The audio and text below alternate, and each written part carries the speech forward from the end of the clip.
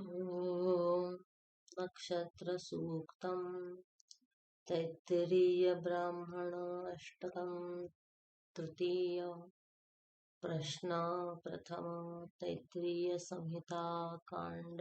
तृतीय प्रपाठक पंचम अनुवाक प्रथमः ॐ अग्निर्नः पातु कृत्तिकाः नक्षत्रदेवमिन्द्रियम् इदमासां विचक्षणं हविरासं जुहोतन यस्य भान्तिरश्मयो यस्य केतवः यस्येमा विश्वा भुवनानि सर्वा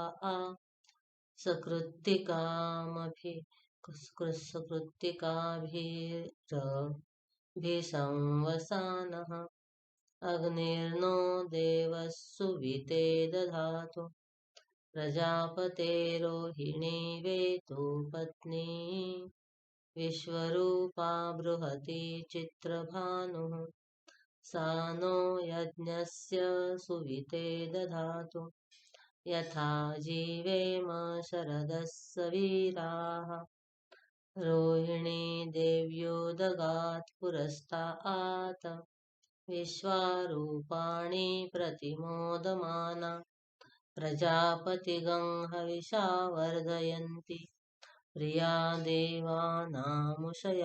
यज्ञम् सोमो राजा मृगशीर्षेण आगन्न शिवन्नक्षत्रं प्रियमस्य धाम आप्यायमानो बहुधा जनेषु रेतः प्रजां यजमाने दधातु यत्ते नक्षत्रं मृगशीर्षमस्ति प्रियगं राजन् प्रियतमं प्रियाणाम् तस्मै ते सोम हविषा विधेम शन्न एधि द्विपदे चतुष्पदे आर्द्रया रुद्रः प्रथमानयेति श्रेष्ठो देवानां पतिरग्नेयानां नक्षत्रमस्य हविषा विधेम मानः प्रजागं रिषन्मोत वीरान् हेतिरुद्रस्य परिणो वृणक्तु आर्द्रा नक्षत्रं जुषतागं हवीर्नः प्रमुञ्चमानो दुरितानि विश्वा अपाघशग्ं सन्नूदतामरातिम् पुनर्नो देव्यदिति स्पृणोतु पुनर्वसो नः पुनरेतां यज्ञं पुनर्नो देवा अभियन्तु सर्वे पुनः पुनर्वो हविषा यजामः एवा न देव्यदितिरनर्वा विश्वस्य भर्त्री जगतः प्रतिष्ठा पुनर्वसु हविषा वर्धयन्ति प्रियं देवानामप्येतु पाथः बृहस्पतिः प्रथमं जायमानः तिष्यं नक्षत्रमभिसंबभूव श्रेष्ठो देवानां पृतनासु जिष्णुः दिशो नो सर्वा अभयन्नो अस्तु तिष्यः पुरस्तादुतमध्यतो नः बृहस्पतिर्नः परिपातु पश्चात्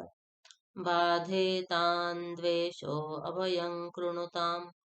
सुवीर्यस्य पतयस्याम इदगं सर्पेभ्यो हविरस्तु जुष्टम् आश्लेषा येषामनुयन्ति चेतः ये अन्तरिक्षं पृथिवीं क्षियन्ति तेन सर्पासो हवमागमिष्ठाः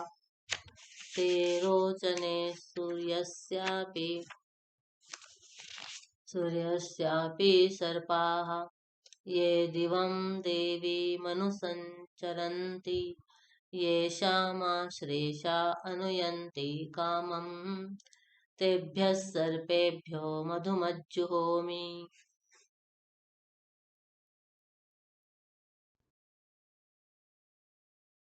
उपभूताः पितरो ये मघासो मनोजवः सुकृतः सुकृत्याः तेनो नक्षत्रे हवमागमिष्ठाः स्वधाभिर्यज्ञं प्रयतं जुषन्ताम् ये अग्निदग्धा येनग्निदग्धाः ये मुल्लोकं पितरः क्षयन्ति यागश्च विद्मयागं ऊच न प्रविद्म मघासो यज्ञं सुकृतं जुषन्ताम् गवां पतिः फल्गुनी नामसि त्वं तदर्यमन्वमरुणमित्रचारु तं त्वावयगं सनितारगं सनीनां जीवा जीवन्तमुपसंविशेम ये नेमा विश्वा भुवनानि सञ्जिता यस्य देवा अनुसंयन्ति चेतः अर्यमा राजा जरस्तु विश्वान् फल्गुनीनां वृषभो रोरवीति श्रेष्ठो देवानां भगवो भगासि तत्त्वा विदुः फल्गुनीस्तस्य वित्तात अस्मभ्यं क्षत्रमजरगं सुवीर्यं गोमदश्ववदुपसन्नुदेह भगोह दाता भग इत्प्रदाता भगो देवीः फल्गुनीराविवेश भगस्येत्तं प्रसवं गमेम यत्र देवैः सधमादं आयातु देवः सवितोपयातु हिरण्ययेन सुरतारथेन वहन्न हस्तगं सुभगं विद्मनापसम् प्रयच्छन्तं पपुरिं पुण्यमच्छ हस्तः प्रयच्छ त्वमृतं वसीयः दक्षिणेन प्रतिगृह्णीमहेनत दातारमद्य सविता विदेय यो नो हस्ताय प्रसुवाति यज्ञं त्वष्टा नक्षत्रमभ्येति चित्राम् सुभगं संयुवतिगं राचमानाम् निवेशयन्नमृतान्मर्त्यागश्च रूपाणि पिगंशनभुवनानि विश्वा तन्नस्त्वष्टा तदुचित्रा विचष्टाम् तन्नक्षत्रं भूरिदा अस्तु मह्यम् तन्नः प्रजां वीरवतीगं सनोतु गोभिर्नो अश्वैः समनन्नक्तु यज्ञं वायुर्नक्षत्रमभ्येति निष्ट्याम् तिग्मशृङ्गो वृषभोरुरुवाणः समीरयन् भुवनामातरिष्वा अपद्वेषागंसि नुदतामरातिः तन्नो वायुस्तदुनिष्ट्या शृणोतु तन्नक्षत्रं भूरिदा अस्तु मह्यम् तन्नो देवासो अनुजानन्तु कामम् यथा तरेम दुरितानि विश्वा दूरमस्मच्छत्रवो यन्तु भीताः तदेन्द्राग्नी कृणुतां विशाखे तन्नो देवा अनुमदन्तु यज्ञम् पश्चात्पुरस्तादभयन्नो अस्तु। नक्षत्राणामधिपत्नी विशाखे श्रेष्ठाविन्द्राग्ने भुवनस्य गोपौ विशुच शत्रूनपबाधमानौ अपक्षुधन्नो दतामरातिं पूर्णा पश्चादुतपूर्णा पुरस्तात् उन्मध्यतः पौर्णमासी जिगाय तस्यां देवा अधिसंवसन्तः उत्तमेनाक इह मादयन्तां पृथ्वी सुवर्चा युवती सजोषा आह पौर्णमास्योदगाच्छोभमाना आप्याययन्ती दुरितानि विश्वा उरुं दुहां यजमानाय यज्ञम् रुद्ध्यास्मा हवैर्नमसोपसद्य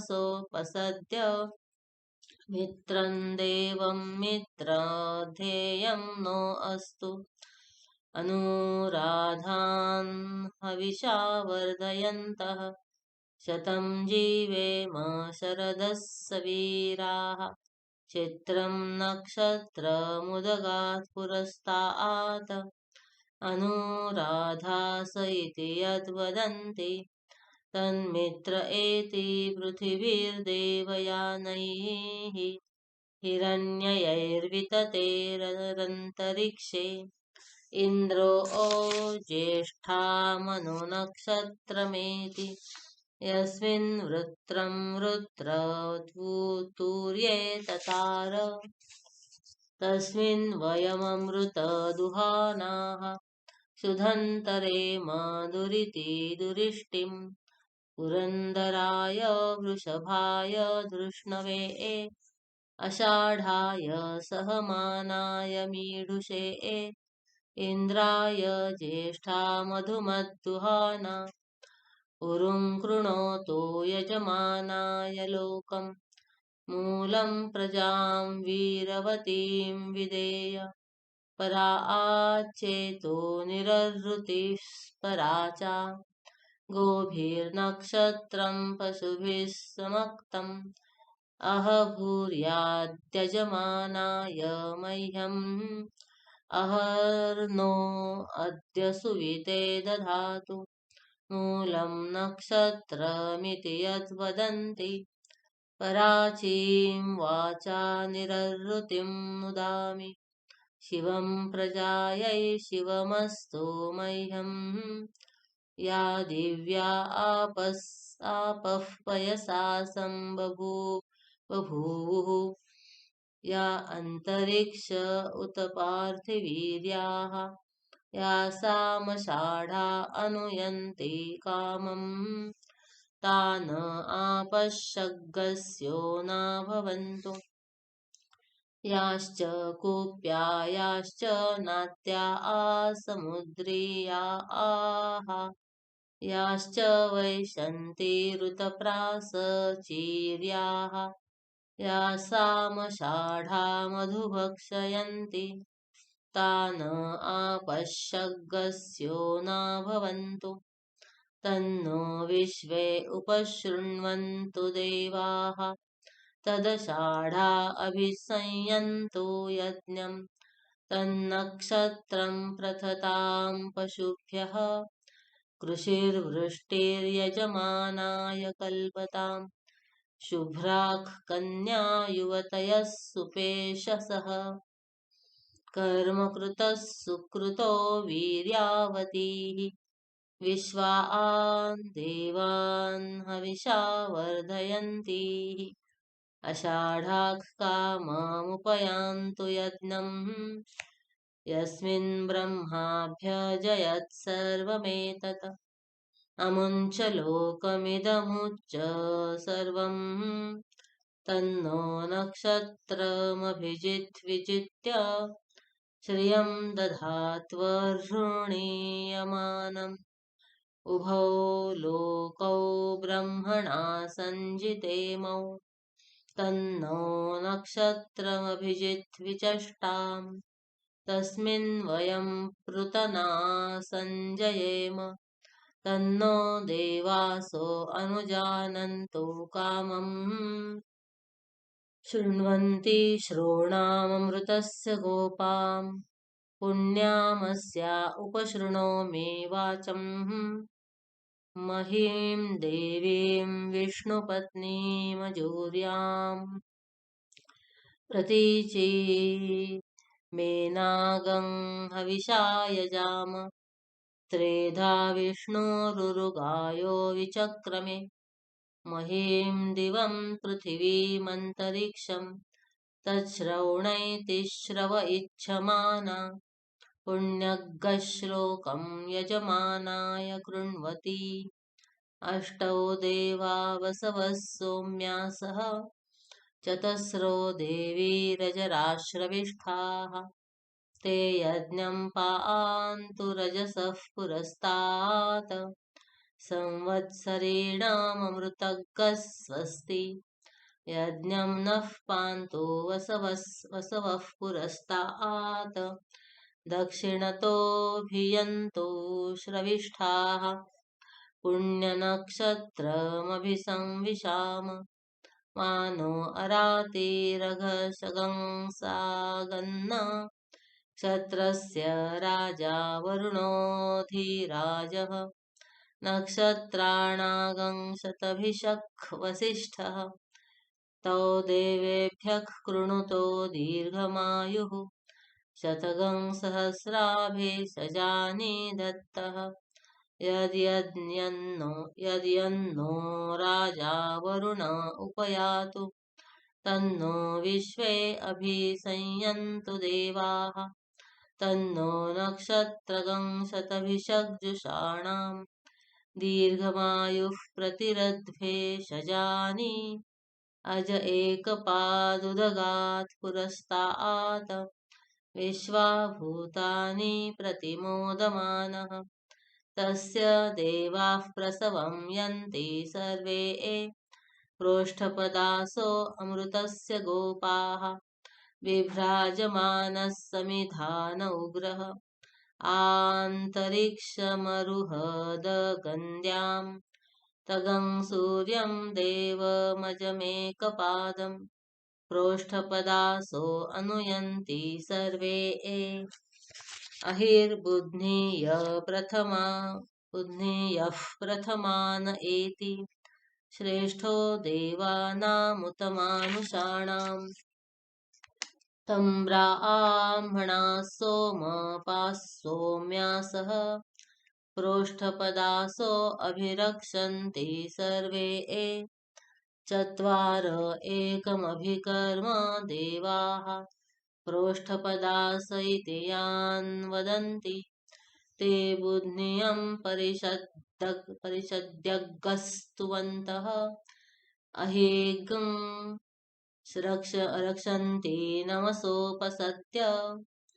पूषा रेवत्यन्वेति पन्थां पुष्टिपति पशुपावाचपस्त्यौ इमानि हव्या प्रयताजुषाणा सुगैर्नो यानैरुपयातां यज्ञं शूद्रान् पशून् रक्षतु रेवतीनः गावो नो अश्वागं अन्वेतु पूषा अन्नगं रक्षन्तौ बहुधा विरूपम् वाजगं सनुतां यजमानाय यज्ञं तदश्विनावश्वयुजोपयातां शुभङ्गमिष्ठौ सुयमेभिरश्वैः स्वं नक्षत्रगं हविषा यजन्तौ मध्वा सम्पृक्तौ यजुषा समक्तौ यौ देवानां भिषजौ हव्यवाहौ विश्वस्य दूतावमृतस्य गोपौ तौ नक्षत्रं जुजुषाणोपयातां नमोऽश्वेभ्यां कृणुमोऽश्वयुग्भ्याम् अपपाप्मानं भरणिर्भरन्तु तद्यमो राजा भगवान् विचष्टाम् लोकस्य राजा महतो महान् हि सुगन्धः पन्थामभयं कृणोतु यस्मिन्नक्षत्रे यम एति राजा यस्मिन्नेनमभ्यषिञ्चन्त देवाः तदस्य चित्रगं हविषा यजाम अपपाप्मानं भरणिर्भरन्तु निवेशनी संगमनी वसूनां विश्वारूपाणि वसून्यावेशयन्ति सहस्रपोषकं सुभगारराणा सा न आगन्वर्चसा संविधाना यत्ते देवा अदधुर्भागधेयमा वास्ये संवसन्तो महित्वा सा नो यज्ञं पिप्रुहि विश्ववारेरयिन्नो धेहि सुभगे सुवीरम् ॐ शान्ति शान्ति शान्तिः।